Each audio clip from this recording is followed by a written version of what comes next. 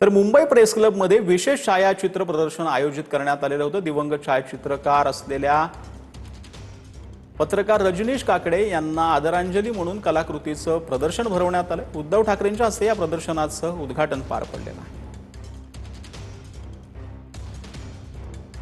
याचा आढावा घेतला आमच्या प्रतिनिधींनी।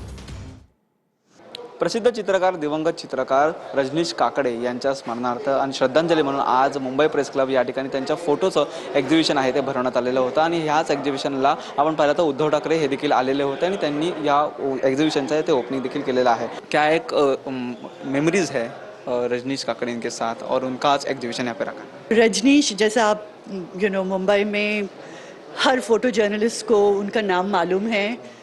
वो एक मुंबई के फोटोग्राफर थे और मुंबई उनकी फ़ोटोज़ में एक कैरेक्टर था और वो इतनी पास से मुंबई को देखते थे और उनकी नज़र में इतनी एम्पैथी और इतनी इंटेग्रिटी थी कि वो उनकी हर फ़ोटो में नज़र आती थी।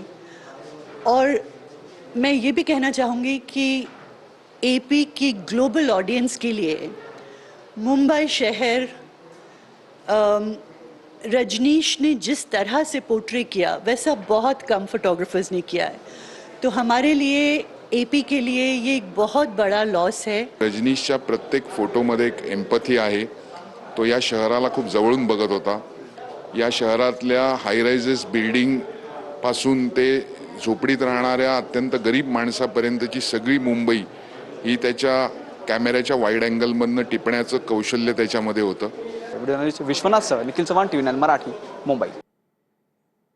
उष्माघातानं दगावलेल्यांना सरकारनं 10 लाखांची मदत द्यावी असं खडसेंनी म्हटलंय। सरकारनं वाढत्या उष्णतेची नोंद घ्यावी असं देखील एकनाथ खडसेंनी म्हटलंय। सरकारचे मंत्री अधिकारी एसीत फिरतात, त्यांना उष्णता काय माहिती असं एकनाथ खडसेंनी म्हटलेलं आहे। सरकारला या बाबीची नोंद नाही किंवा दखल अजूनपर्यंत घेतलेली नाही।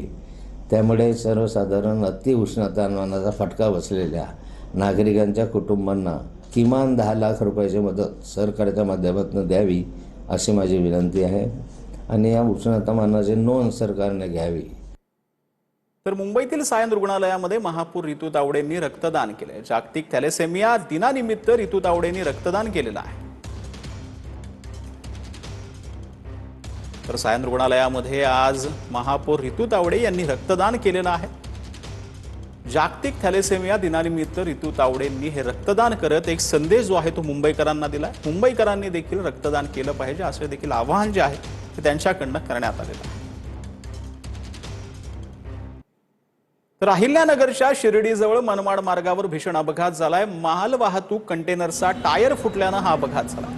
कोणतीही जीवितहानी झालेली नाही। शिर्डी पोलीस सध्या घटनास्थळी दाखल झाले। अहिल्यानगरच्या मनमाड मार्गावर भीषण अपघात झालेला आहे। या अपघातात कोणतीही जीवितहानी झालेली नाही, परंतु शिर्डी पोलीस सध्या घटनास्थळी येऊन हा संपूर्ण मार्ग जो आहे तो मोकळा करण्याचा प्रयत्न करतात।